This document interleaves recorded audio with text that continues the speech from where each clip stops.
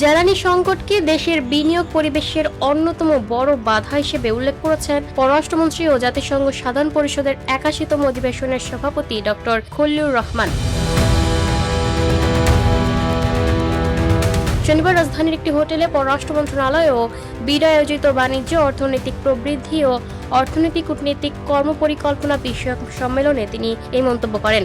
Doctor Khalilur Rahman বলেন, বাংলাদেশ বৈশ্বিক বিনিয়োগের জন্য দক্ষিণ এশিয়ার প্রথম গন্তব্য হতে চায়। এজন্য প্রতিযোগিতামূলক, নিরপেক্ষ ও স্থিতিশীল ব্যবসায়িক পরিবেশ গড়ে তোলার উপর গুরুত্ব দিচ্ছে সরকার। তিনি জানান, বর্তমান বৈশ্বিক অর্থনৈতিক ও ভূরাজনৈতিক অনিশ্চয়তার সময়ে বাংলাদেশ ফার্স্ট নীতির ভিত্তিতে বাণিজ্য সম্প্রসারণ, বিনিয়োগ বৃদ্ধি এবং অর্থনৈতিক প্রবৃদ্ধিকে সর্বোচ্চ অগ্রাধিকার দেওয়া হচ্ছে। পররাষ্ট্রমন্ত্রী আরও বলেন, আন্তর্জাতিক অংশীদারদের সঙ্গে শক্তিশালী সহযোগিতা গড়ে তুলে অর্থনৈতিক কূটনীতিকে আরও কার্যকর করা হবে।